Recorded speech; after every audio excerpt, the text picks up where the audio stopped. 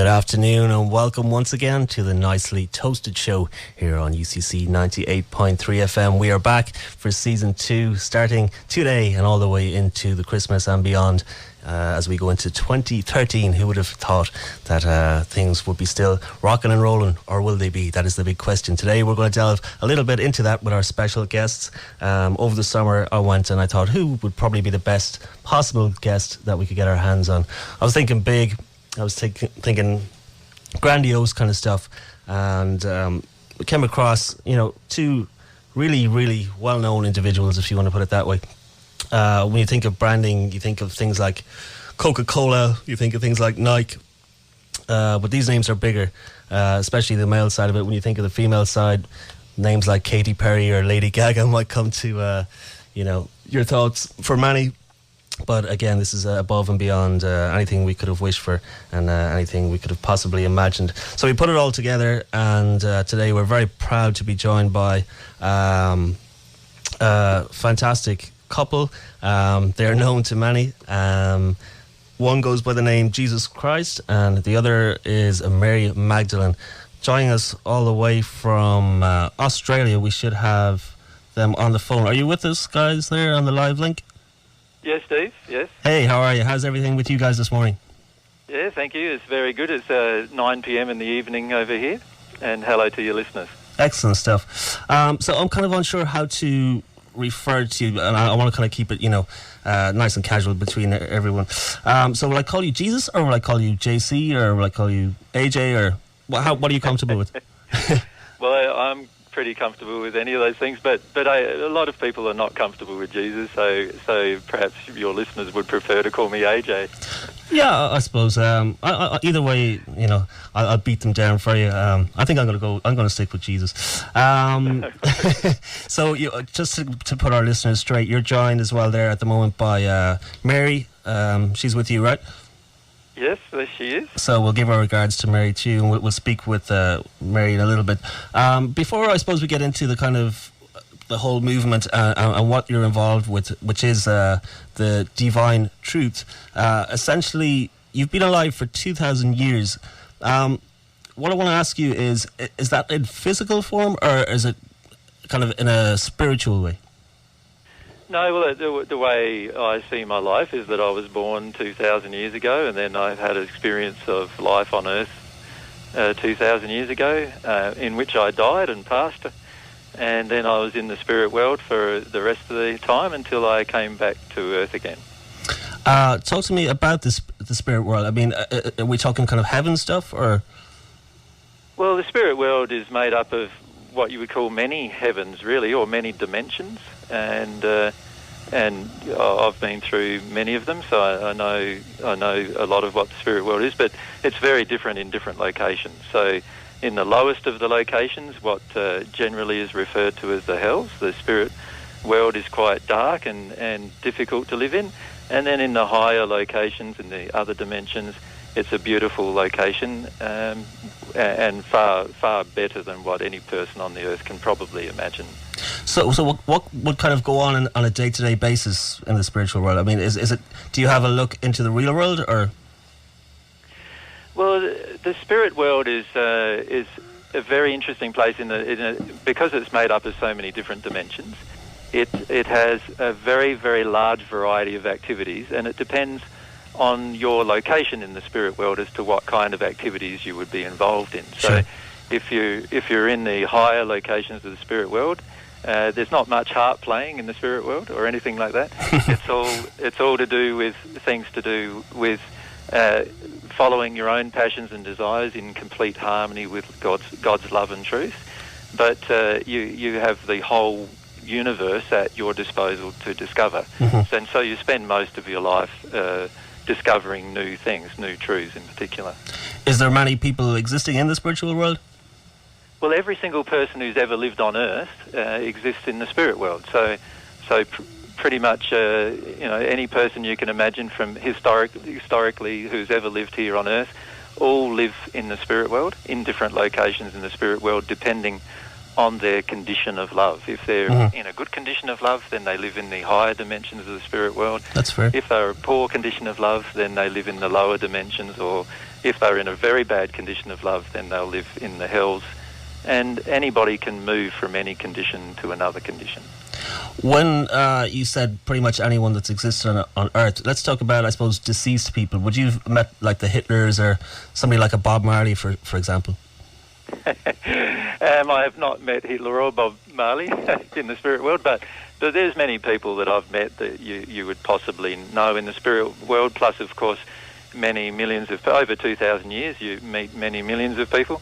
And so, can you give us anyone that you would have met or had conversation with? Certainly. For example, I've had conversations with people like Gandhi, Einstein, people that we know, but it's often the interesting conversations with people that most people on Earth would not know. Was Einstein as smart as they would let you believe? Well, Einstein was often guided by spirits himself when he was on Earth. I can imagine he was. And so he was often informed on scientific matters by people in the spirit world who could communicate with him. But he was a clever man as well. Mm-hmm. Yes. That's pretty interesting. Well, I suppose, how did you go from the spirit world into physical form then? It involves the soul, which is one complete unit, splitting into halves, and the masculine half has to find a masculine body and spirit body that's been created through the sexual act of its parents, and the feminine half has to find a feminine spirit body and physical body, which I've created at the same time when our parents have sex and when we're conceived. Mm-hmm. So it's from, like you say, the conception or whatever, or in any way does it happen kind of like a midlife thing where somebody is kind of, if you want to say, maybe taken over? No, that's a different thing that happens. There's many people on Earth, as you're probably aware, that have been taken over by spirits or who are what I'd call severely influenced by spirits. But that's not the same thing as actually, re-entering the Earth again from the spirit world from what I'd call a soul union condition. Mm-hmm. So they're very different states. All right. Yeah. So let's talk about what the whole movement is. It's called, for our listeners again, the Divine Truth. What is essentially the Divine Truth? Well, Divine Truth is what I have discovered to be God's truth. So I don't see it as my own truth, and I've never saw what I've taught as my own truth, but rather I see it as God's truth, and it's what I've discovered through developing my relationship with God. And as that truth as you grow in that relationship with God, more and more of that truth comes to you. It's a bit like the best way I could give you an analogy of is like the truth of flight existed before man discovered flight. So it almost has to be tapped into and discovered, if you want to put it that way. That's right. Everything that man's ever discovered has had a discoverer, if you like, a person who's finished up discovering the truth. Mm-hmm. But the truth existed before that person discovered it.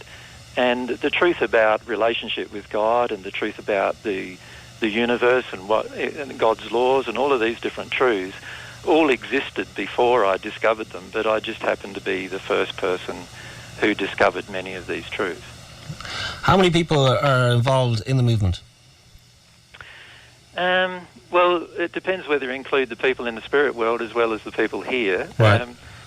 Obviously, the people on the planet, there is not that many people on the planet who are involved in what you call the movement. I just call it a sort of a way of life, really. A way of life, really, okay. Yeah. I'll just refer to it as the Divine Truth as opposed to a movement. It might be a bit cutting sounding. Yeah. It's really just a way of life, a way of living, bringing your harmony into discovery of more and more of God's truths. And this is a personal process that people go through. So while they can learn the truth intellectually from somebody, you still need to go through a personal process of its discovery. And unless you go through that personal process of discovery, you won't in the end find or actually feel the truth for yourself. How would one go about joining? Is there like credentials that you look for? Or? No, there's no joining or anything like that. We don't have any organisation to join or any thing that a person has to do. Right. There is no structured process. There's no ministers. There's no priests. There's no... So it's all pretty just relaxed, just jump on in? It's all very, very relaxed. All it basically is myself and Mary going around teaching different people what we've discovered to be God's truth, and whether those people who listen to us and decide to follow it or not is really outside of our control, and we don't actually have any control over what people do with the information. That's fair. So where is the headquarters? That's Queensland? Am I right? Well, no, we live in Queensland. I wouldn't say that's the headquarters. It's just our personal home. What the media has generally said in the past about us having a headquarters isn't true. We just have a home. It's a little 2-bedroom house on a 40-acre property, right, in the Queensland bush, and that's where Mary and I live when we are not travelling around talking about these divine truths for free to anybody who wants to listen. And would people come over to your place for kind of teachings and stuff? Not generally. We like to have myself and Mary like to have a private life, so we enjoy having our time at our home by ourselves. I mean, so normally we would just hire a hall or something like that to do your teach teachings, when we teach. Yeah. But do you do kind of regular stuff? I mean, obviously, as Jesus, you would probably have things where you'd probably frown upon, I don't know, maybe an episode of CSI where, something happens or whatever. But do you watch kind of like, I suppose, things like, I don't know, what's popular in Australia? Australian Idol? Have they got something like that, or Big Brother? Or do you watch kind of casual stuff, or are you very much? Do you listen to the radio? I'm just curious as to Yeah, sure. No, Mary and I don't have a television, but we do like watching movies. So we've watched many movies, and we'd say probably that we're movie buffs. But would you watch entertainment just like anybody? Would you watch a horror movie, for example, or would it have to be something kind of spiritual and holy? No, it doesn't have to be something spiritual and holy. A lot of people have a perception of us that's what I feel is faulty. But no, we will watch pretty much Scream. Have you seen Scream? That attracts our attention. Have you seen the movie Scream? No, I haven't. No. Yeah. Do you like horror, do you, Steve? I do. I like a bit of horror here and there. Yeah. Nothing too hectic, though. So I suppose is the divine truth a full-time job for you? How does it, like? I suppose let's talk about the funding side of it. Do you self-fund it, or how does it work? Well, we do everything that we do for free. So when we hire a hall or to do a seminar, we'll hire the hall. We'll just let people know on our website that we're doing a talk at a certain location or whatever. Mm-hmm. And we have a donation box up the back of the hall if anybody wants to donate to us, but there's no requirement for them to donate to us. And but the reality is, myself and Mary will live off of the donations we receive. All right. We don't have any other form of income. Or I used to be an electronics engineer and computer programmer, mm-hmm. And Mary used to be an occupational therapist. But we've basically given up those things, and we do what we do full time. So is it? This might be a bit of a nosy question, but is it a tight living? Is the budget tight, or is it fairly comfortable with donations? Well, it depends. It depends on what's going on, really, a lot with the economy and how many seminars we do and things like that. So at the moment it's a little tight, but we don't really notice it much. If our budget gets tight, we stay home, mm-hmm. and we get to enjoy our home and time with each other. And if we have more money available, then we do a lot more things like giving away DVDs and giving away... Sure. Give back to other things. The peeps. Yeah, so it just depends on whether we receive enough donations or not. And likewise with the travelling, you mentioned earlier that you do a lot of travelling and teachings, again, funded by people involved with you. Yeah, it's pretty much the first 5 or 6 years it was funded by myself, but now once my own personal funds run out, pretty much now all of our travelling is funded by other people. So we just recently went on a trip around the world, and that was funded by a couple of people in Australia who wanted to see us go around the world. So excellent. So it's a beautiful way to live, actually, the way we live, we feel. I can imagine, yeah. I mean, I suppose, are you private when it comes to letting, like, say if you're in a restaurant in, I don't know, let's say somewhere like Glasgow in Scotland, do you let the kind of waiters know that, you know, do you book in under Jesus, or do you book in under AJ, or are you okay to tell people, if you want to put it that way? Would you have a conversation and say, oh, by the way, you know, do you know who you're talking to or whatever? No, I don't feel that they have any, I don't try to force myself upon people. If people want to know who I am, I'll tell them. Mary often does our booking, so Mary usually books in the name of Mary. But that's her name as well, though, isn't it? I mean, of course, yes. So, generally we don't force our opinions or beliefs on people. If people ask us questions, then we answer their questions directly. But I don't go into any place and say, look, here I am, I'm Jesus, and you've got to listen to me, or anything like that. Yeah, that's fair enough. Especially if they're bringing out stuff like loaves and fishes and stuff, you know, turning things upside down and getting pretty hectic. It's funny, though, that a lot of those things that are mentioned in the Bible never happened to me in my life in the first century. So. All right, fair enough. It's all yeah. I suppose another thing that's big and part of the church is the teachings are making people aware of these, that's how I suppose earth changes, if you want to put it that way. Teaching about a possible catastrophe. Now, I think it was last year that there was predictions for this year. I know we're not at the end of this year, but is that still an ongoing thing for you? Yeah, well, firstly, I've never believed that the Earth is going to go through some kind of catastrophe which would end civilization or anything like that. I've never believed in some kind of Armageddon scenario. However, the way that mankind is damaging the Earth is certainly having an effect on the Earth. And even currently we can see that there is an increase in, for example, seismic activity and volcanic activity. And these particular things will continue to increase while man doesn't look after the Earth and look after the way he treats it. So my feelings are that unless mankind changes the way they treat the Earth, then we will see some fairly big cataclysmic events. But I don't believe they are going to be the type of events that would result in the extermination of mankind. Right. Some of the kind of, I suppose, research that I looked into with it, there was some of the teachings spoke about parts of Australia that would kind of been taken out, if you want, almost like, excuse me, like the movie 2012 and stuff like that.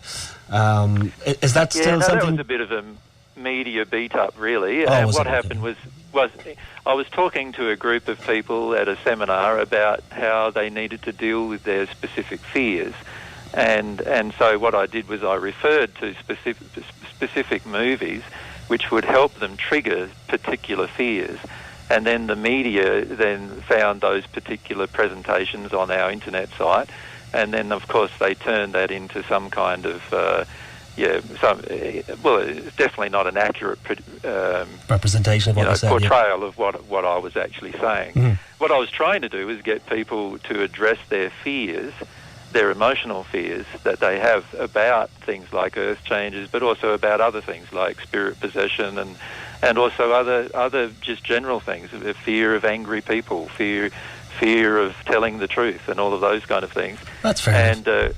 And we were trying to assist people to work through their fears. That's fair enough. I think what we'll do is we'll pause for a little break, or we might actually take a song. We've gone back to the thing where we request our guests to pick out something. You picked out a couple. I like this one, the John Butler Trio. They're Australian, yeah? Yeah, they're an Australian band, yeah. You're both of you guys big fans?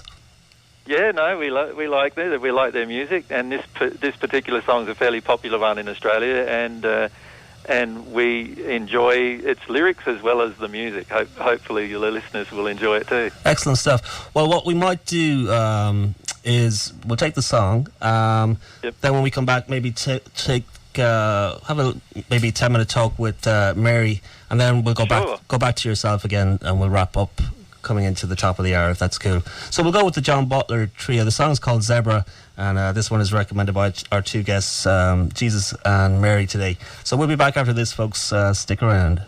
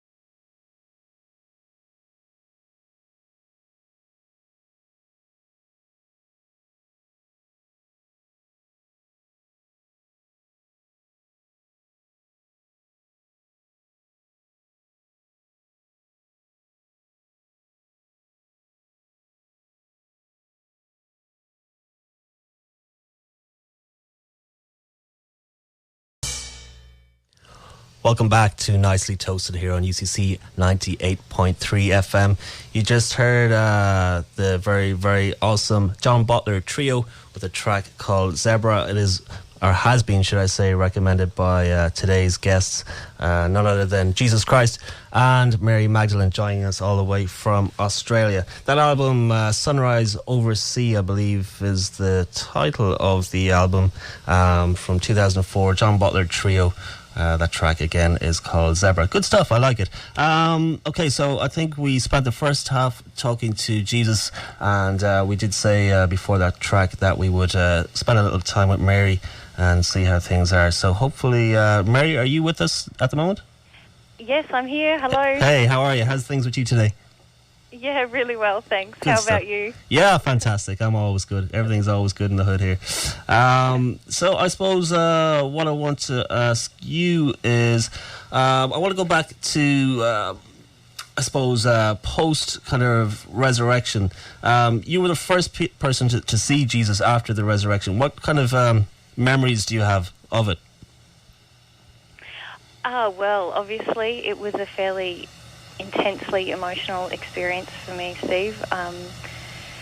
For me, all of these things that they have such biblical, I suppose, biblical significance, and are very much owned in the Christian sphere as stories of Jesus Christ and Mary Magdalene. For me, they feel very intensely personal, and really attached to the loss of a husband, and sense of devastation, and then like a sense of disbelief, a lot of joy, and even some confusion when I saw him again. Of course, I was seeing him in a different state, than when he had passed, in a different body, and but I knew that it was him, and that it was just if you can imagine that someone that you love very dearly, say your wife or a brother or a sister passed, and you thought you would never see them again, and suddenly you did, that would amount to the kind of feelings that I had at that time. Emotional stuff. I mean, we don't have to go, too much into it if it brings back kind of memories or whatever. But and as well, it's been such a long time ago. Well, it feels quite intensely real, actually. That's one of the strange things about this experience that AJ and I are having, is that when we remember things, it is very much like, not that it happened 2,000 years ago, but that it's a very intensely emotional thing that almost feels like it happened just yesterday. We have the context that it didn't, and we understand that it didn't, but it's quite raw, just like for if you were to go back to something traumatic that happened in your childhood and re-experience those memories of that time. That's about how raw and real it feels for us, actually. Yeah, I can imagine that. Obviously it's a pretty intense experience, to say the least. With the spirit stuff that I mentioned earlier with AJ, likewise, did you exist as well in this dimension for the 2,000 plus years? Yeah, absolutely. As AJ, I think he briefly said to you that our memories are such that it's as we remember a life that we had on earth and then passing into the spirit world. And something that's not very well known on the earth is that when we pass into the spirit world, our life really does continue, and very little else changes except that we lose the physical body that we've been living in, and we begin to live in the spirit realm, which has an environment which feels very physical to us then as well. And we can continue to grow and learn things, and that's the experience that we had. We passed over into the spirit world with many of the same feelings and emotions that we had right before we passed, and we continue to grow and learn and develop this relationship with God, which is really a deep passion for us and our soul, developing that relationship. And so the memories are that, yes, I remember this life in the spirit world, growing not only towards God but towards AJ as well, and to the point where we reunified as a soul. Of course, I didn't call him AJ then. He was. Yeah, I want to ask you about. I want to ask you about, I suppose, how you guys met on Earth, and how did you actually meet each other? Do you mind me asking that? When we first met, you mean? Or yeah, I in the kind of physical world here, we'll say, nothing to do with the spiritual world. Sure. So in the first century, I was a single woman in my late 20s, which was quite unusual in Palestine at that time. And I'd had a bit of a troubled life, I suppose you would say. I'd had some abuse in my childhood, and I'd gone through a very dark period where I had been a prostitute, where I suppose this biblical representation of me comes from. Right. But I had moved on from that in my life, and I was running like a business, I suppose. Under a man was in name and title running it, but I essentially was running it, importing textiles and fabrics. Right. And I was working with women who had also had a troubled past, and he came to the town where I was living, and we went to see him speak. He was speaking very similarly to how he speaks now, standing up and talking to people about God and what's possible in a relationship with God, and that's how I met him, which is a fairly normal story, I suppose, of how many people meet. But of course, he wasn't a very normal guy then, in that he was quite extraordinary, as he is now, and obviously displayed a lot of qualities of love, which I found very attractive. So. Before you guys met each other, AJ mentioned he spent some time as with IT and property development and stuff like that.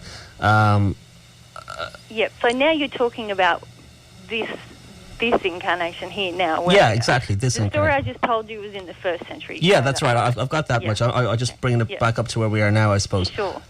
So how now did you come to find each other? I mean, you were pretty kind of close anyway, being both from Australia and stuff, yeah? Yeah, although in the 4 or 5 years prior to meeting AJ, I had lived overseas. I lived for a couple of years in Beirut, and then for about 18 months in Edinburgh, actually, and then I was back in Lebanon for a little while, and I actually arrived back home on Christmas Eve to live back in Australia, and I was in my parents' living room, and they were listening to this new spiritual teacher that they'd come across, and I happened to be there, and so I listened, and that was AJ, just talking to some people a couple of days before New Year's about all of these divine truths. So that's how we met this time. Did you recognise them from the first your first life, if you want to put it that way, or how? I mean, I suppose the difference between somebody preaching and saying this and saying that. How did you identify him as being, our Lord Jesus Christ, if you want to put it as simple as that? Well, that's probably not how I would view him or he himself as our Lord Jesus Christ. I mean, AJ or Jesus views himself very much as a brother to everyone, and a normal man who doesn't have some kind of elitist status. Elitist status. But in answer to your question, I suppose it was quite an intensely emotional time for me, Steve. I didn't really recognise what the memories that I had been having prior to meeting him were all about. And I certainly didn't, there was no stars falling from the heavens and a glazed look into his eyes and suddenly everything fell into place. It's far more emotional, confusing. I'm speaking about all of this very calmly with you now, but obviously this was quite a tumultuous time in my life. I never thought that I would be speaking on Irish radio about being Jesus' soulmate and actually being Mary Magdalene. It's not something, I didn't ever feel I was destined for some fate greater than what I had anticipated. I felt I was pretty happy being an average kind of a girl. But obviously perhaps not obviously, but when I met AJ, a lot of very intense emotions began to surface for me. A lot of things fell into place for me, and he himself had come to terms with many of these things before meeting me, and so he was in a far better state to recognise me, which he did, although he didn't tell me that he had recognised me. He left me to... He's a cute old dog, huh? Sorry? He's a cute old dog, I said. Yeah. Well, I think he was just very respectful of the fact that I had many other things going on in my life at that time. Fair enough. I think he knew that, I needed some time. Wasn't no, I don't. I suppose I won't really go into that. What else was I going to say to you there? Yeah, I suppose. I mean, with the kind of stuff like miracles and stuff, can you guys perform miracles? Well, you mean in terms of healing and things like that? I mean, I suppose Jesus was recognised. Referred to in the Bible, yeah. Yeah. Not at this time, Steve. I suppose the thing, both myself and AJ in the first century did perform healings on people, but we very much saw this as not a healing that we were performing, but that as a desire that God had to give healing to that person, and God's desire was able to flow through us because we had a similar feeling to God on that issue for that person. And so we never really have felt that we have performed miracles, but rather that God has performed miracles through us. That's fair enough. And but to answer your question very directly, at this time we do not perform those kinds of miracles because we're both aware that we're still working towards having the same kind of relationship with God that we had in the first century. We're in a process of demonstrating what it is to become at one with God, or to form a relationship with God, and so we're both very well aware that there's still issues that we're working through, and for myself especially more than for AJ at this time. And we also feel that we'll be able to perform miracles when God desires that again. So very humble for that. That's fair. In a way, it's almost like a cleansing thing where I know, again, in researching, I've read about this past soul damage that, you kind of teach. And for a lot of the people who surround you and people who support the divine truth, a lot of this past soul damage. Can you tell me very briefly what it is? Sure, I probably wouldn't refer to it like that. We talk to people a lot about having injuries or damage in their soul, and that's as a result of growing up in an environment that isn't perfectly loving. And everyone on the planet at this time has some injury or damage within them as a result of their childhood and growing up in an environment that is not perfectly loving. Those things are things that are held within us because we weren't able to fully experience the emotional pain in the moment.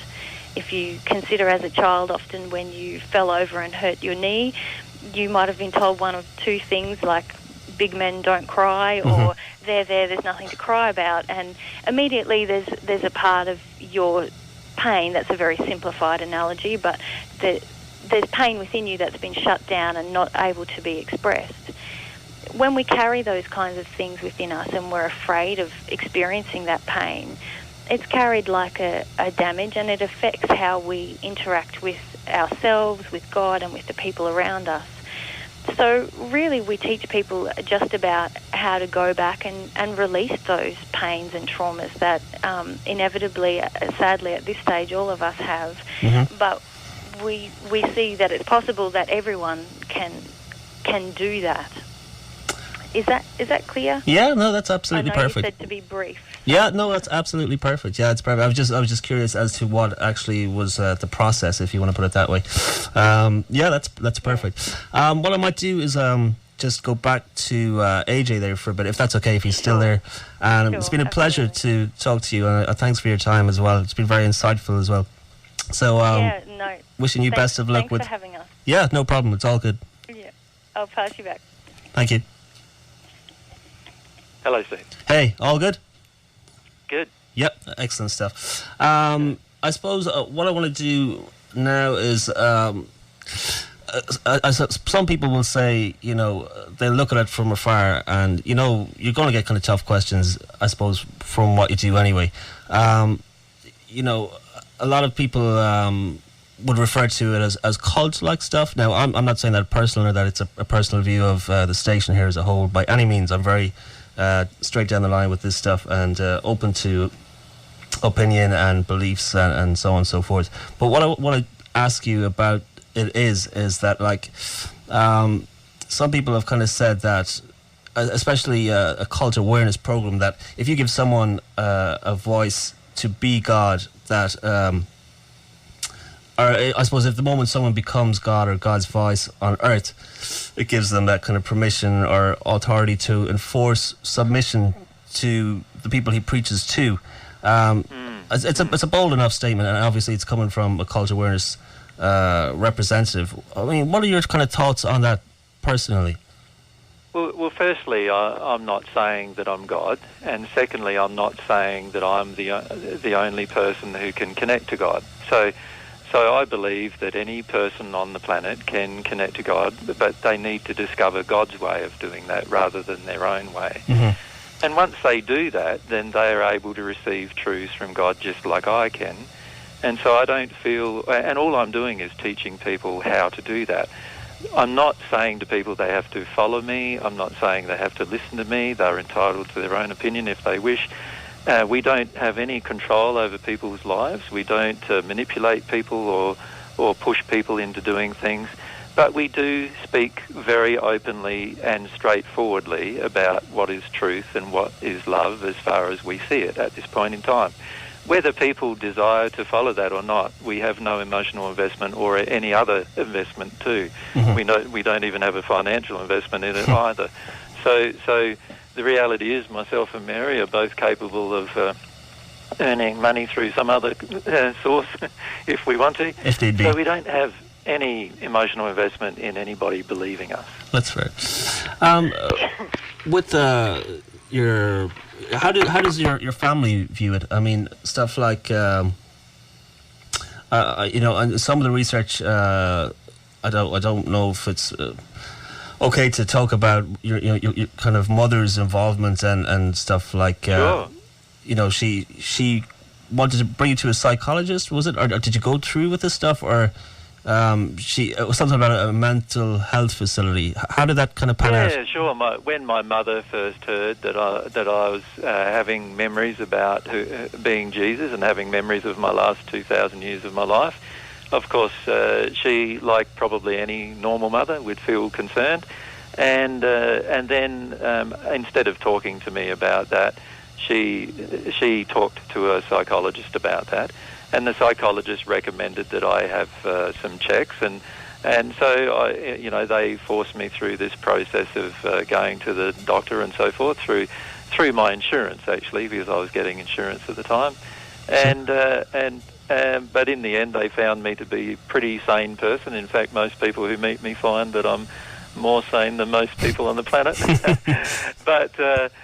But, and my mother herself has since regretted her choice or decision to do that. But she was probably just concerned, and I suppose it might have taken her, left to centre a little bit if you look at it from the outside.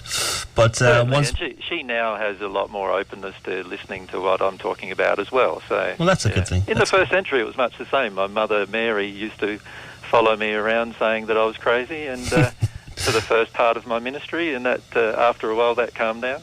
She give you a quick slap in the back of the head to tell you, calm down. Well, she tried to protect me from the anger of people, probably, was her motive. Oh, yeah, that's fair enough. One other kind of, I suppose, hard-hitting question. With the Bible stuff, there's a passage, Matthew 24:4, that says, "Take heed that no one deceives you, for many will come saying, I am the Christ, and will deceive many." What do you make of Matthew's words? Well, I think it's very true. If you look at, how many people on the planet are claiming to be Jesus at the moment, I'd say there's probably over 100,000 of them. 100,000, wow. Yeah, and many of them are in mental asylums, of course. But there are quite a number of people claiming to be myself who are all over the planet at the moment, and some of them are being listened to. I believe that in the end, people who listen to the teachings that we teach will soon be able to determine who is the real Jesus and who are the fake ones. Go ahead, sorry. I don't have any investment in that either. I know who I am, and I don't feel I need to prove to anybody else who I am. That's fair. That's a fair conclusion. If people want to find out some more stuff about the divine truth, where can we send them? Well, we have a website. It's called www.divinetruth.com, and we also have an office email where we have somebody who responds to questions. We don't respond to questions that are just attacking or violent or abusive. Sure. But rather we respond to sincere questions that people have about the truth. And on the website there are literally hundreds and hundreds of hours of sound downloads of seminars and so forth.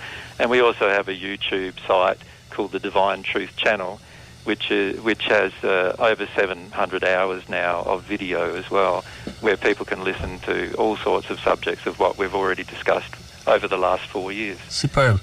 Well, I'm going to have to wrap it up because I'm very, very tight on time, but it's been an absolute pleasure. AJ, Mary, I've enjoyed it immensely, and I think I'm going to play out with some more Australian stuff. I don't know if you're familiar with the band called Tame Impala, but I think you guys would probably like them if you like the John Butler Trio as well. No worries. So blast it, crank it up, let our Lord know. Tame Impala or kick-ass rock and roll. Okay, so yeah, once again, thanks so much for joining us, and thanks for your time, Steve. No problem. I wish you the best of luck with everything in your future endeavours there. Thank you. Take care. Bye for now. Bye for you.